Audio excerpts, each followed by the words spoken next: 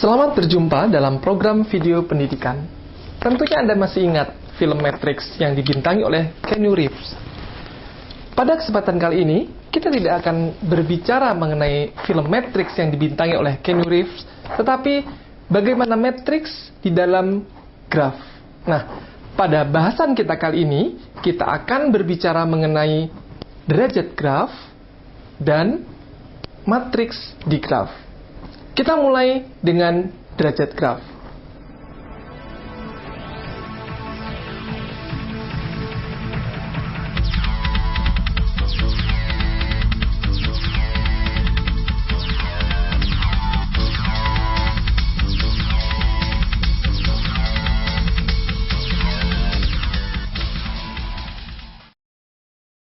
Derajat simpul pada graf G ditulis dV adalah banyaknya ruas yang menghubungi atau insidensi simpul V. Jumlah derajat semua simpul pada graf G ditulis dG disebut derajat graf G. Jumlah derajat semua simpul graf atau yang disebut dengan derajat graf sama dengan 2 kali banyaknya ruas graf atau yang disebut dengan ukuran graf.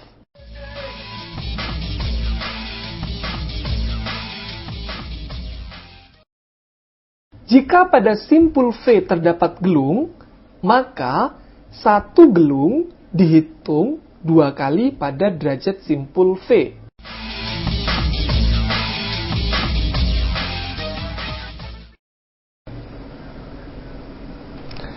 Untuk lebih jelasnya, kita perhatikan graf G1 berikut ini.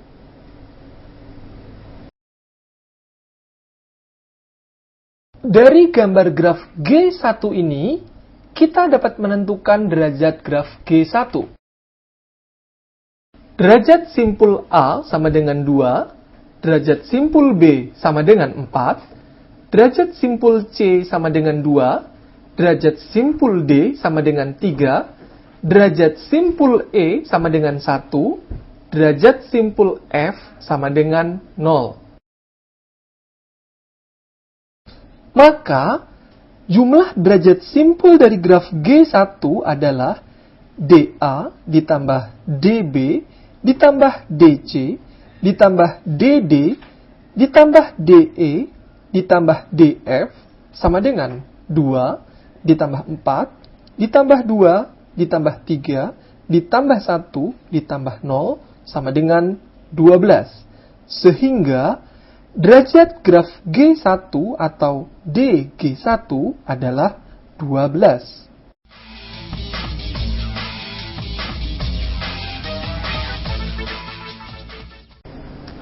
Untuk menentukan derajat graf G1, dapat dipergunakan cara lain, yaitu sebagai berikut. Simpul graf G1 yaitu A, B, C, D, E, F, dan ruas graf G1 yaitu E1, E2, E3, E4, E5, dan E6. Sehingga dapat kita ketahui banyaknya ruas graf G1 adalah 6.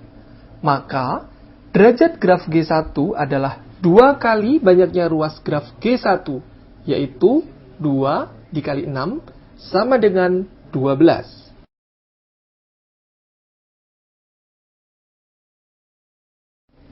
Para mahasiswa, berikut ini adalah beberapa istilah yang perlu Anda ketahui dalam derajat graf. Perhatikanlah gambar graf G1 berikut ini. Simpul berderajat 1 disebut simpul bergantung atau simpul akhir. Pada gambar graf G1 ini terdapat pada simpul E. Simpul berderajat 0 disebut simpul terpencil atau simpul terisolasi. Pada gambar graf G1 ini ditunjukkan oleh simpul F.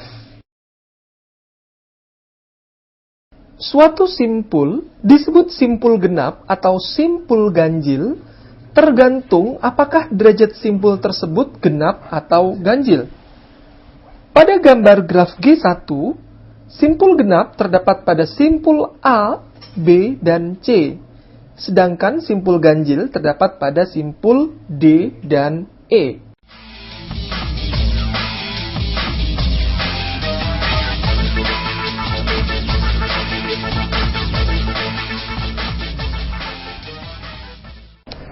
Demikian pembahasan kita mengenai derajat graf. Berikutnya, kita akan membicarakan tentang keterhubungan.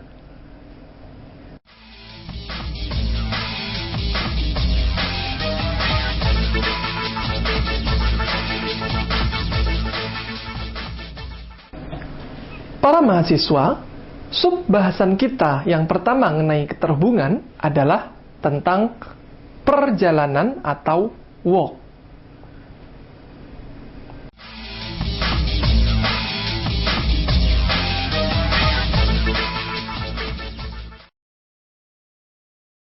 Perjalanan atau walk pada suatu graf G adalah barisan simpul dan ruas berganti-ganti. Perhatikan contoh pada gambar graf G2 berikut ini. Walk dapat ditulis P, A, Q, B, R, C, S. Walk dapat ditulis lebih singkat dengan hanya menulisan barisan ruas, yaitu A, B, C. Atau dengan menulis barisan simpul, yaitu P, Q, R, S. Berdasarkan walk A, B, C pada gambar graf G2, P disebut simpul awal dan S disebut simpul akhir dari walk.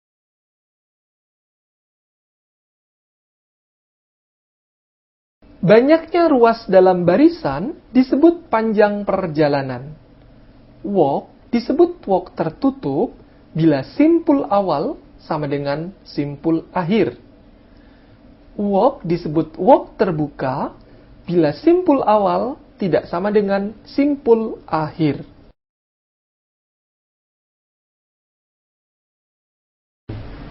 Para mahasiswa, untuk memperjelas atau untuk lebih memperjelas apa itu panjang perjalanan, kemudian walk tertutup dan walk terbuka, kita lihat contoh berikut ini.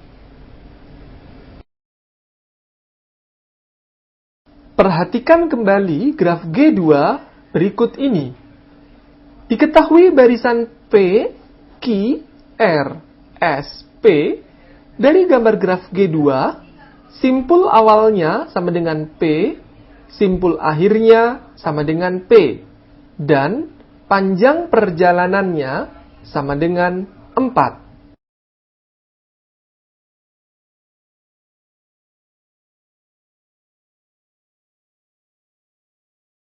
Barisan P, Q, R, S, P termasuk walk tertutup karena simpul awal sama dengan simpul akhir. Berikutnya, diketahui barisan simpul P, Q, R dari gambar graf G2. Simpul awal sama dengan P, simpul akhir sama dengan R, dan panjang perjalanannya sama dengan 2. Barisan P, Q, R termasuk walk terbuka karena simpul awal tidak sama dengan simpul akhir. Perhatikan contoh berikut. Diketahui barisan Q, S, P dari graf G2. Maka, barisan tersebut bukan perjalanan atau walk karena tidak ada ruas yang langsung menghubungkan simpul Q dengan simpul S.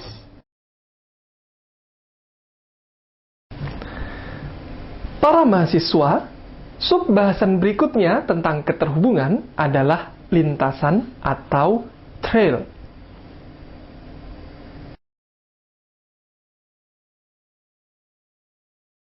Lintasan atau trail adalah walk dengan semua ruas dalam barisan berbeda.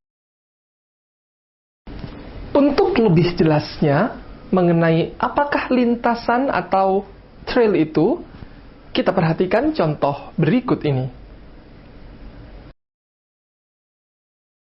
Perhatikan gambar graf G3 berikut ini.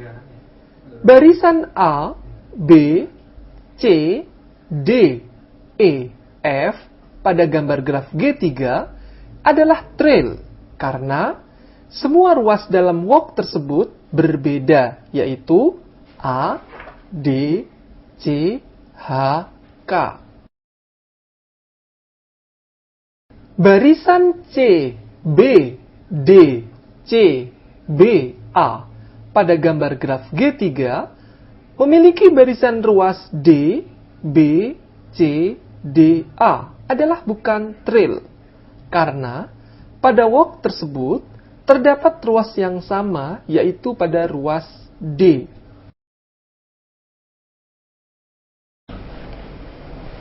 Setelah kita mengetahui lintasan atau trail, berikutnya kita akan membicarakan tentang jalur atau path.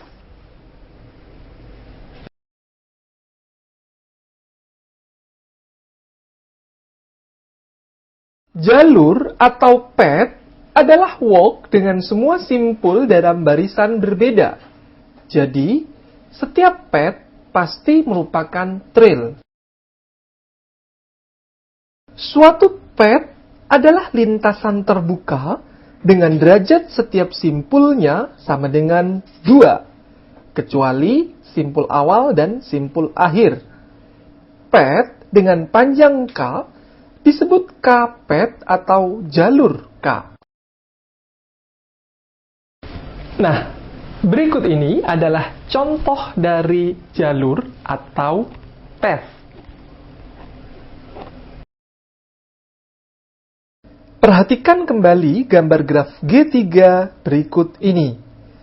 Barisan ruas A, D, G, K dari gambar graf G3 memiliki barisan simpul A, B, C, E, F adalah path karena setiap simpul yang dilalui berbeda.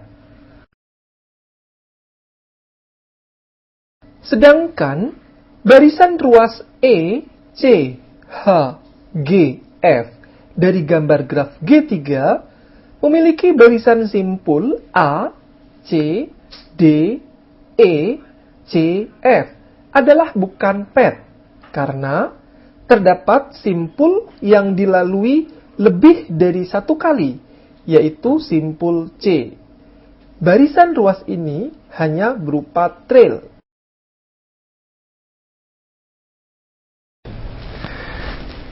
Nah, para mahasiswa, sub-bahasan berikutnya mengenai keterhubungan adalah sirkuit atau cycle.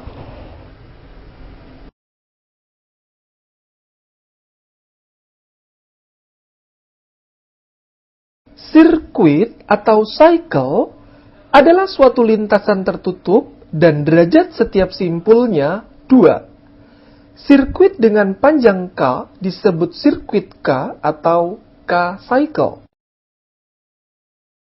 Perhatikanlah contoh sirkuit berikut ini. Pada gambar graf G3 ini, barisan ruas A, B, H, G, E adalah sirkuit. Barisan B, C, D, A, E adalah bukan sirkuit karena tidak semua simpul derajatnya sama dengan 2, yakni derajat simpul B sama dengan 3 dan derajat simpul C sama dengan 3.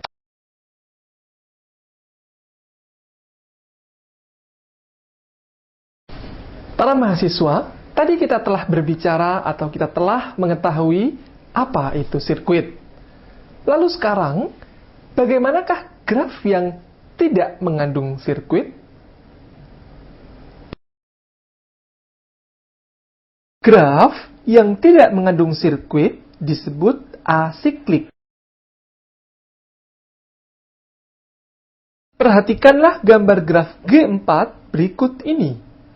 Gambar graf G4 ini merupakan contoh dari graf asiklik, yaitu pohon atau tree. Para mahasiswa, berikut ini adalah teorema yang terdapat pada keterhubungan graf.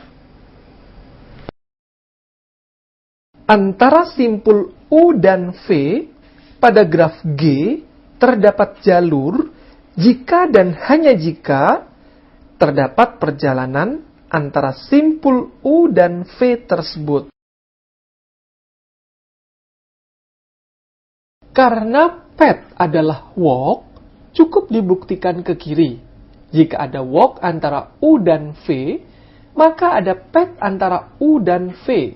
Dibuktikan dengan induksi lengkap terhadap panjang perjalanan.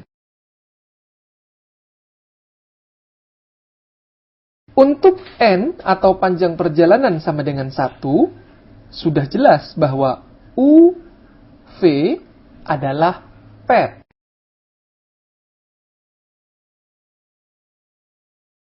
Untuk N lebih besar dari 1, dapat kita misalkan walk V0, V1, V2 sampai dengan Vn.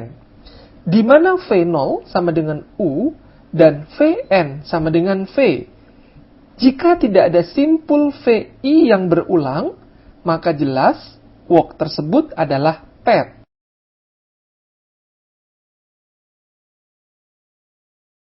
Bila ada simpul VI dan VJ yang berulang, atau VI sama dengan VJ, maka barisan V0, V1, V2, VI, VJ plus 1 sampai dengan Vn yang merupakan walk dengan panjang kurang dari N. Jadi, menurut hipotesis induksi lengkap, benar path. Para mahasiswa, sebenarnya apakah yang dimaksud dengan graf terhubung? Suatu graf G disebut terhubung bila setiap dua simpul dari graf G terdapat jalur yang menghubungkan kedua simpul tersebut. Suatu graf G disebut terhubung bila untuk setiap dua simpul dari graf G terdapat jalur yang menghubungkan kedua simpul tersebut. Subgraf terhubung K dari suatu graf G disebut komponen dari G bila subgraf K tersebut tidak terkandung dalam subgraf terhubung yang lain yang lebih besar. Perhatikanlah contoh berikut ini. Berdasarkan graf G7, antara simpul D dan A tidak ada jalur. Jadi graf G7 tidak terhubung dan terdiri dari 3 komponen, yaitu subgraf K1, subgraf K2, dan subgraf K3. Sekarang, perhatikan gambar graf G8 berikut ini. Pada gambar graf G8, setiap simpul pada graf G8 terdapat jalur. Jadi, graf G8 merupakan graf terhubung dan komponennya sama dengan 1.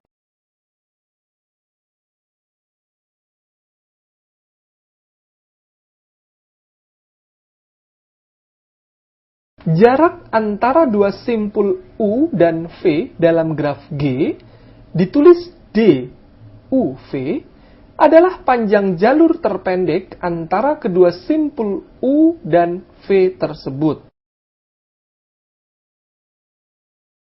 Diameter suatu graf terhubung G adalah maksimum jarak antara simpul pada graf G.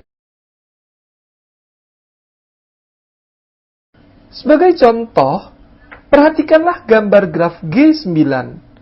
Derajat simpul AF sama dengan 2 melalui jalur A, D, F yang merupakan jalur terpendek. Derajat simpul A, G sama dengan 3 melalui jalur A, D, E, G atau A, D, F, G. Jarak maksimum dari graf G9 adalah 3, yaitu antara AG atau BG ataupun CG. Jadi, diameternya sama dengan 3.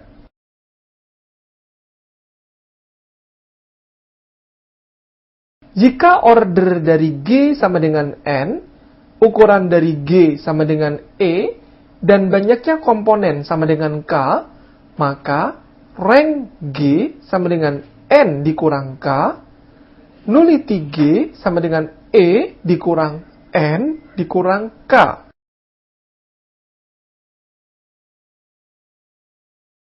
Sebagai contoh, perhatikan kembali gambar graf G9.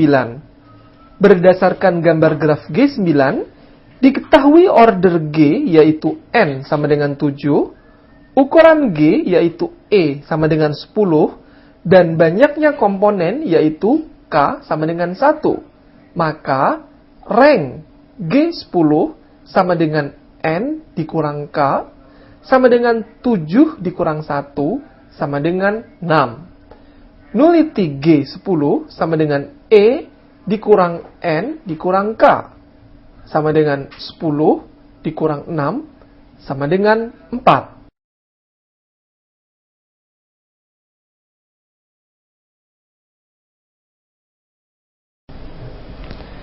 Demikianlah pembahasan kita mengenai keterhubungan graf. Berikutnya, bahasan kita yang terakhir, kita akan berbicara mengenai matriks di graf.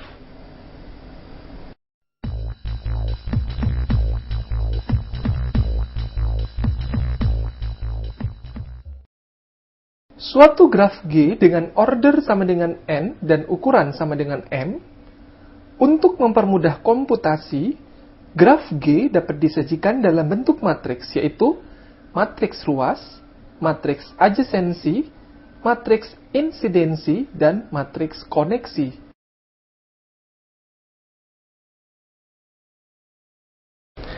Kita mengenal 4 macam matriks di graf, yaitu matriks ruas, matriks adjasensi, matriks insidensi, dan matriks koneksi.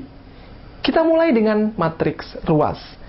Yang dimaksud dengan matriks ruas adalah matriks yang menyatakan ruas di graf, yaitu dengan ukuran M kali 2 atau 2 kali M.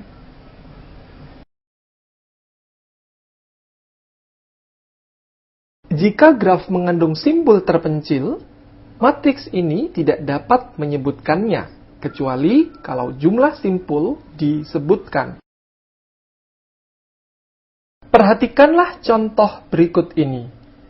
Berdasarkan gambar graf G8, diketahui N sama dengan 5 dan M sama dengan 5. Maka, matriks ruasnya adalah ruas yang menghubungkan simpul A ke D, A ke E, B ke C, C ke D, dan D ke E.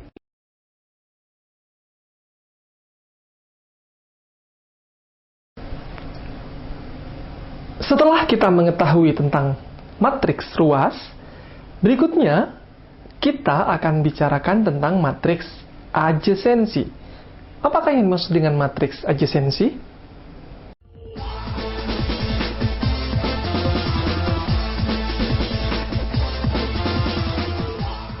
Matriks adjasensi dari graf G tanpa ruas sejajar adalah matriks A sama dengan AIJ berukuran N kali N dengan AIJ sama dengan 1 bila ada ruas VI, VJ. AIJ sama dengan 0 dalam hal lain.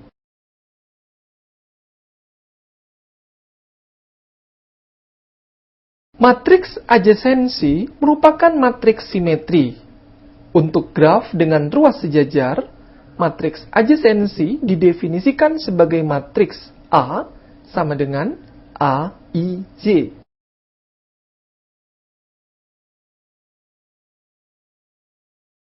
Pada matriks adjasensi, adanya gelung terlihat pada elemen diagonal AIJ sama dengan 1.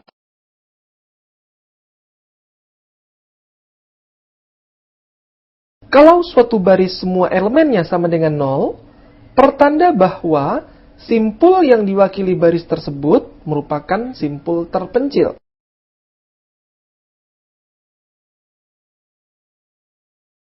Derajat simpul VI atau dVI dapat dihitung dari jumlah elemen pada baris ke I matriks tersebut.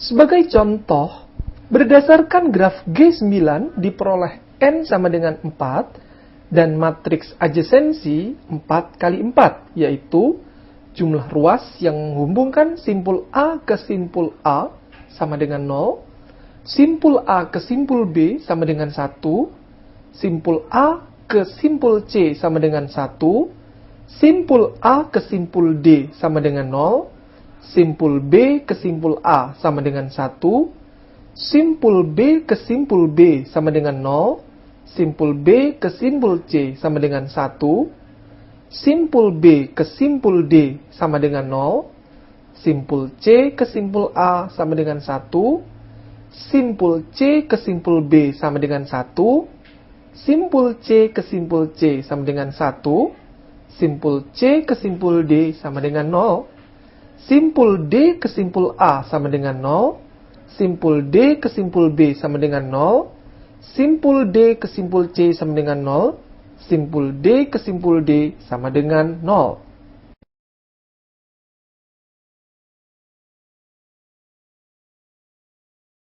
Tampak dari matriks A bahwa simpul D merupakan simpul terpencil karena semua elemen pada baris keempat atau simpul D sama dengan 0. Pada simpul C terdapat gelung karena elemen diagonal di A33 atau simpul C sama dengan 1.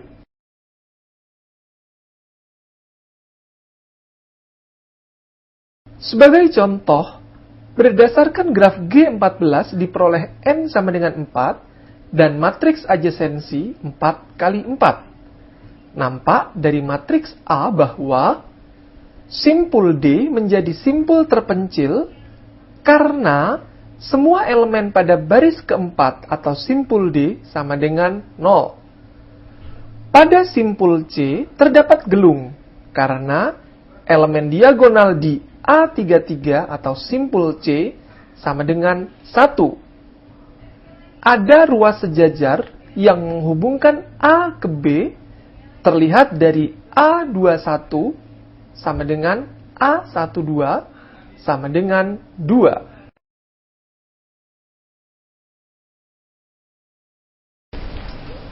Berikutnya, kita akan lihat apa itu matriks insidensi. Matriks insidensi dari graf G tanpa gelung didefinisikan sebagai matriks berukuran N kali M.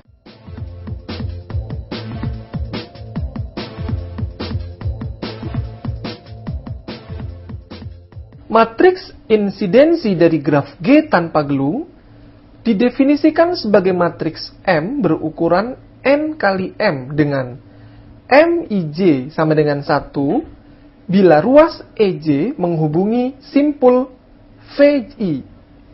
MIJ sama dengan 0 dalam hal lain.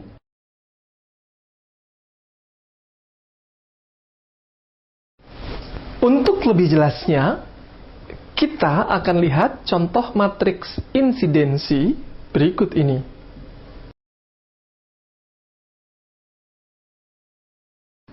Berdasarkan graf G10, diperoleh N sama dengan 6, M sama dengan 7. Maka, didapatkan matriks insidensinya sebagai berikut. Baris A kolom E1 bernilai 1 karena ruas E1 menghubungkan simpul A. Baris A kolom E2 bernilai 0 karena ruas E2 tidak menghubungkan simpul A. Baris A kolom E3 bernilai 1 karena ruas E3 menghubungkan simpul A. Baris A kolom E4, E5, E6, dan E7 bernilai 0 karena ruas E4, E5, E6, dan E7 tidak menghubungkan simpul A. Begitu seterusnya, hingga semua ruas dan simpul terpetakan di dalam matriks.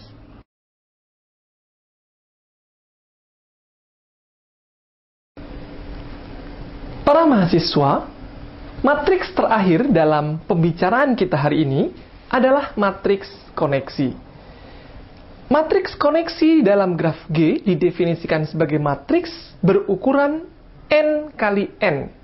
Mij sama dengan 1 jika vertex Vi dan Vj ada jalur, Mij sama dengan 0 dalam hal lain.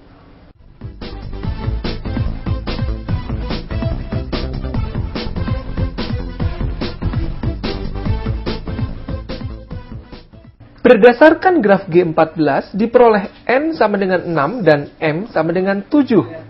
Untuk matriks koneksi 7 kali 7. Antara simpul V1 dengan simpul V1, V2, V5, dan V6 terdapat koneksi sehingga bernilai 1. Antara simpul V1 dengan simpul V3, V4 tidak terdapat koneksi sehingga bernilai 0. Antara simpul V2 dengan simpul V1, V2, V5, V6 terdapat koneksi sehingga bernilai 1. Antara simpul V2 dengan simpul V3 dan V4 tidak terdapat koneksi sehingga bernilai 0. Begitu seterusnya, sehingga semua simpul dan ruas terpetakan di dalam matriks.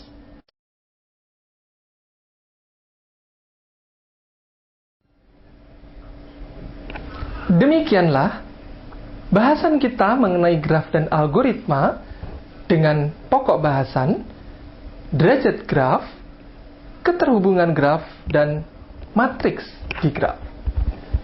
Semoga program ini dapat bermanfaat bagi kita semua. Sampai jumpa dalam program berikutnya.